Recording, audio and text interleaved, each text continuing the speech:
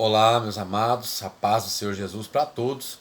Vamos dar início, a mais um vídeo, mais um aprendizado da parte do Senhor, mais um aprendizado da palavra de Deus, mais um ensinamento para nós nesta noite.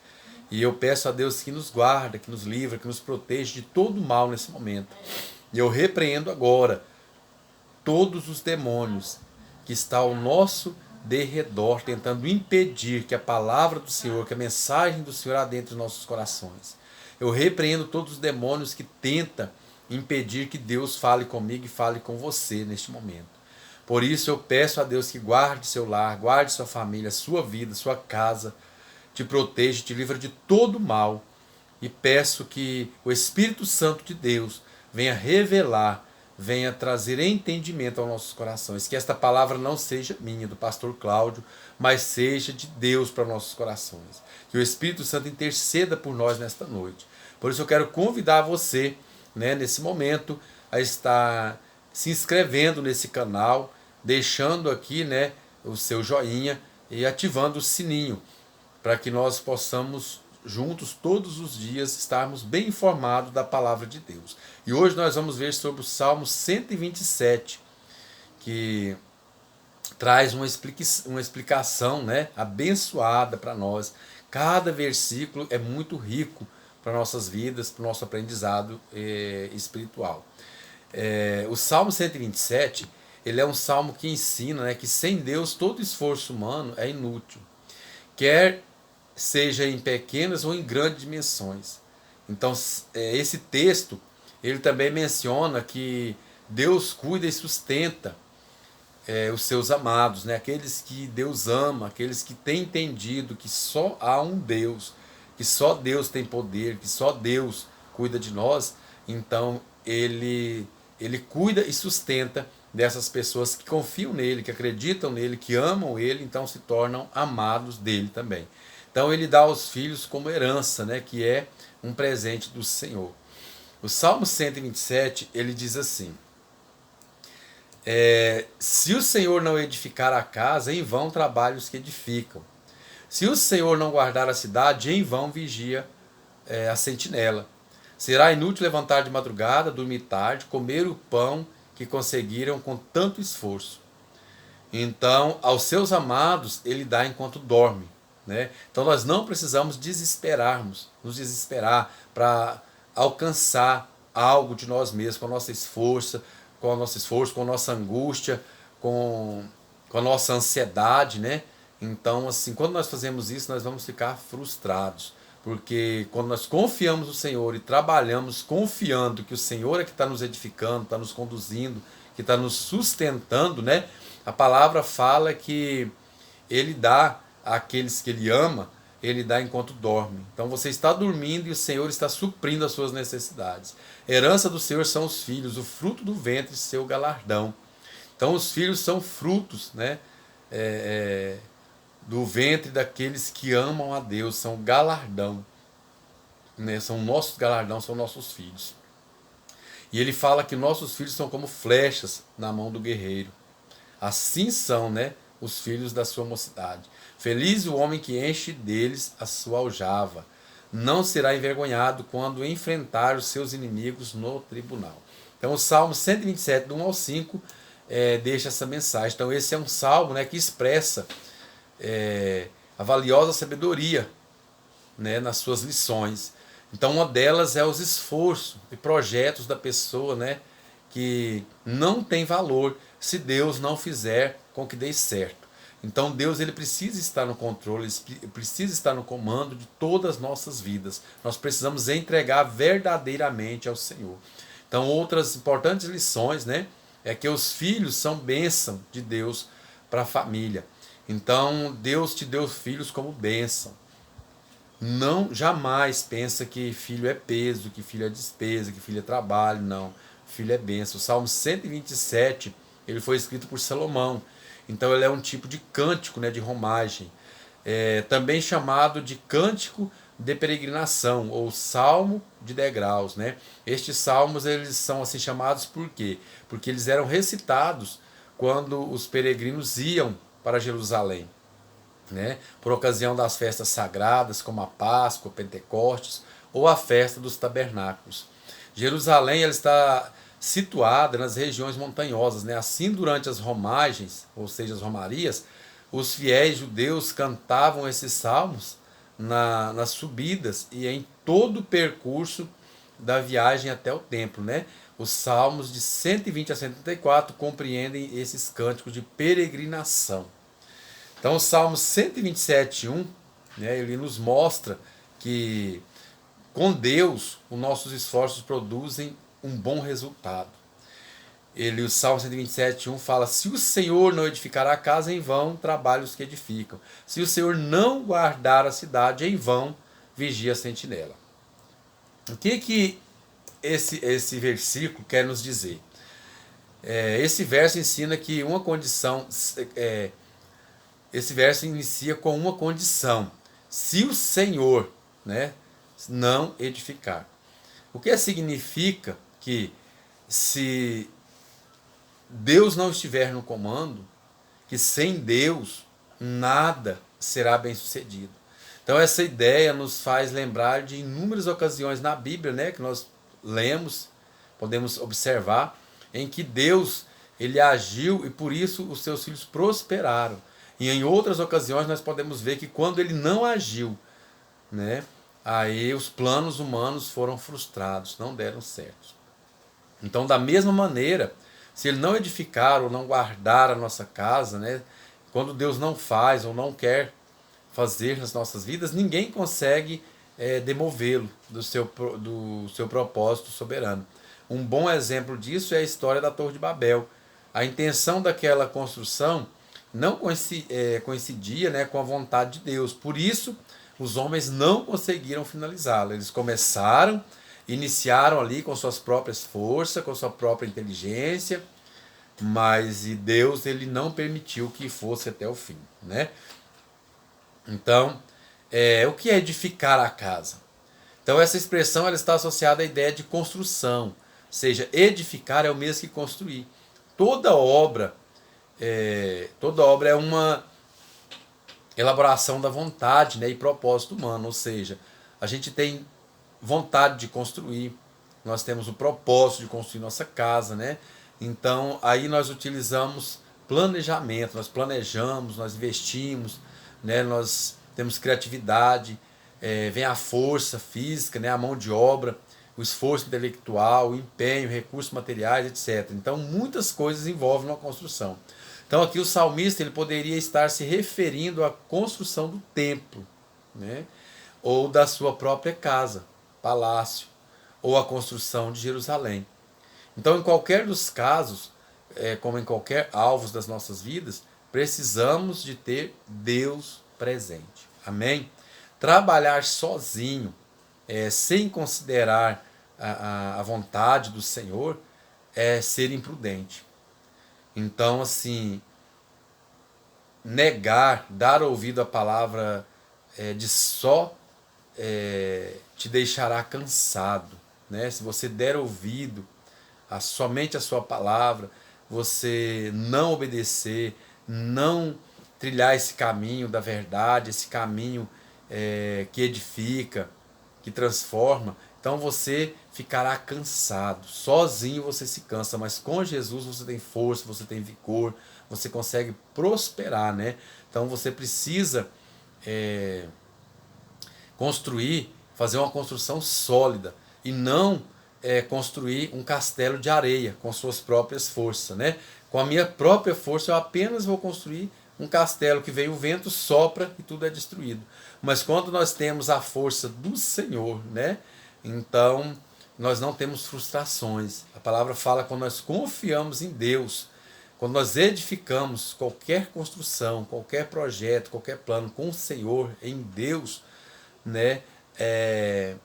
Nós estamos edificando na prosperidade. Nós seremos abençoados, nós seremos bem-sucedidos, a nossa vida será transformada, nós nos alegraremos no Senhor e seremos felizes com a edificação sólida e próspera. Amém? Então nós vamos ver o que é guardar a cidade. Quando ele fala guardar a cidade, outra figura dada nesse versículo é a de vigiar ou guardar, né? Fala de sentinela. Sentinela é a pessoa que trabalha com segurança, que vigia, né? Ou que guarda algum lugar.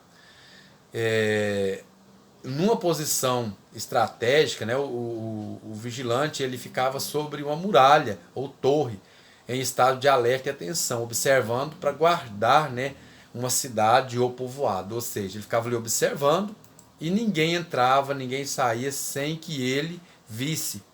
Então nada passava despercebido por ele. Contudo, mesmo que sejamos prudentes, buscando viver protegidos, né, sem Deus esse trabalho também será inútil. Não adianta você colocar uma sentinela para guardar sua casa, guardar seu palácio, guardar sua mansão, guardar seus negócios, se Deus não estiver trabalhando por você. Então toda proteção eficaz ela provém de Deus, ela não provém do homem, ela não provém do sentinela. Então ainda que todas as cidades, nações investam muito dinheiro em sistemas de segurança, né? Se não for a graça de Deus para nos guardar e livrar, de nada vale os recursos humanos.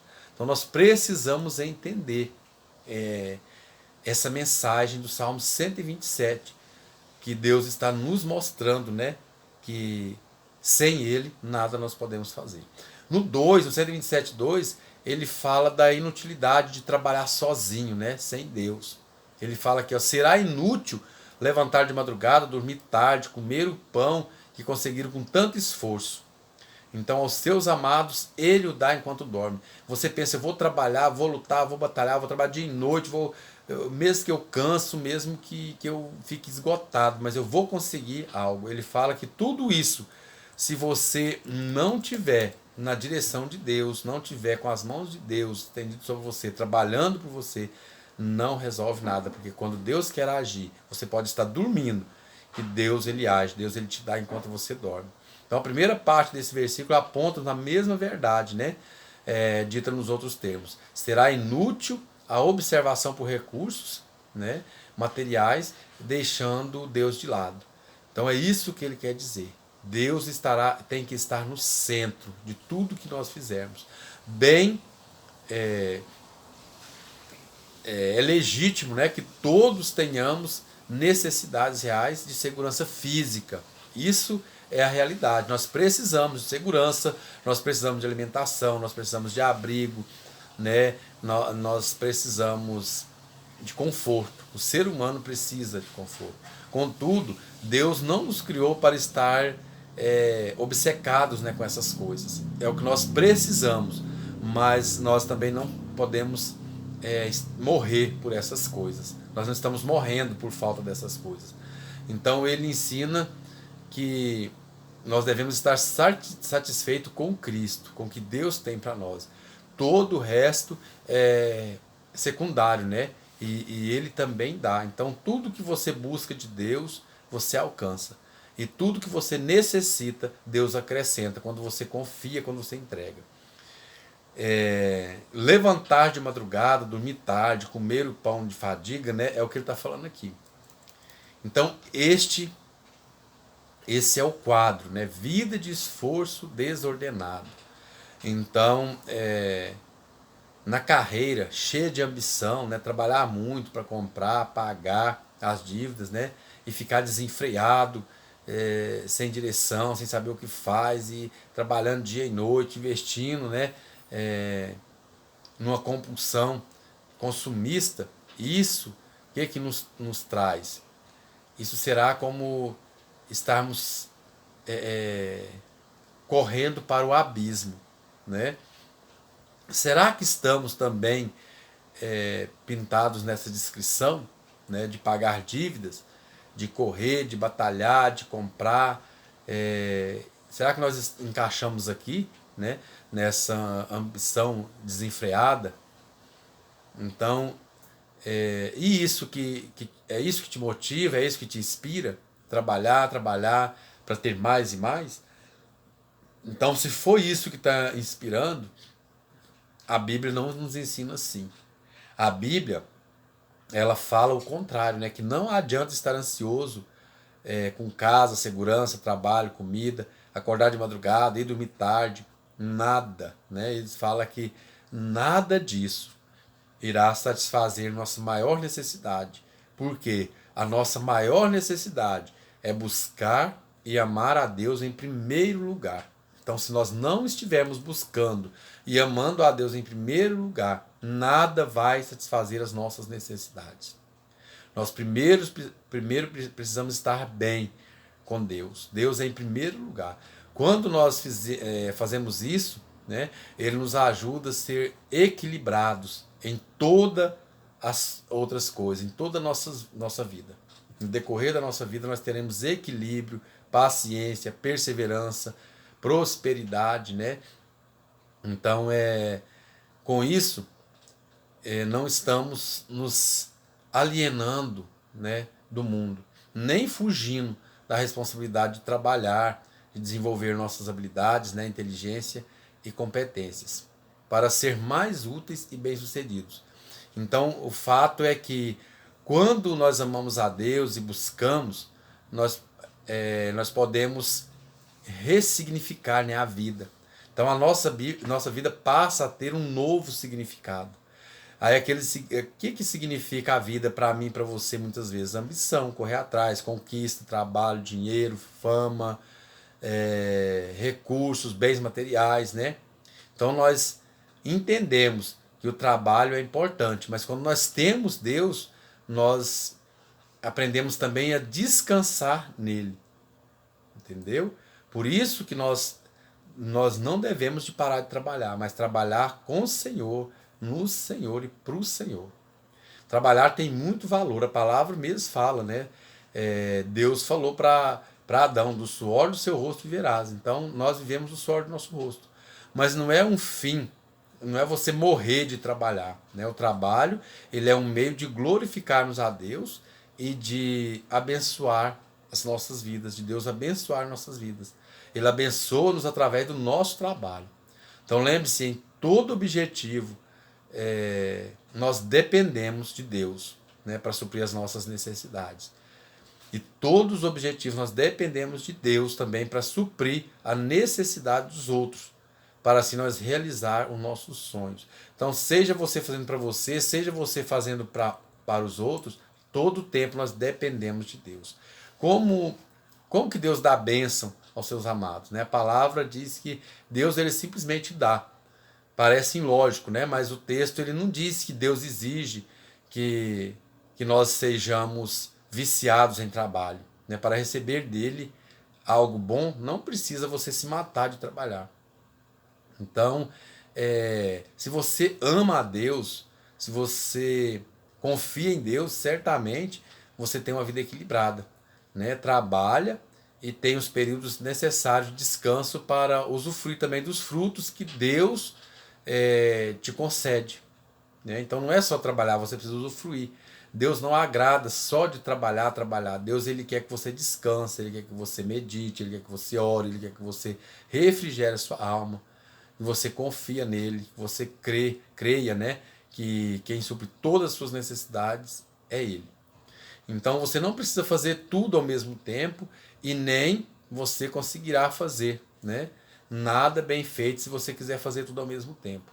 Então nós temos que confiar que Deus ele concede boas coisas, né, quando nós obedecemos ele. Nós trabalhamos devagar e sempre, né, consentir na sua vontade.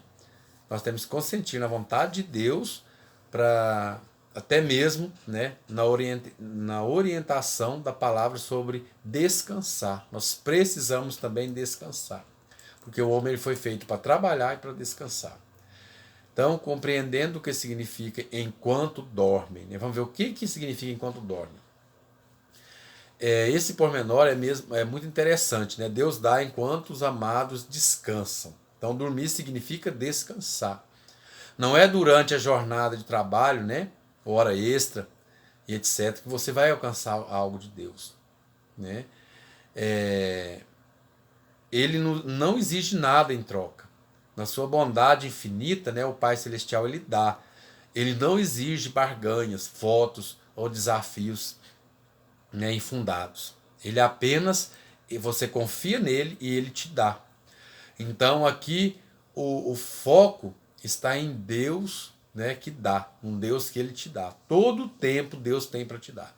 Não é em nós, não é no nosso esforço, nosso esforço pessoal, né, que de nós mesmos nós nada podemos fazer. A palavra mesmo diz que nós não podemos fazer nada de nós mesmos. Nós só precisamos descansar em Deus. E depois de trabalhar, né, para a glória de Deus, nós podemos dormir sossegados.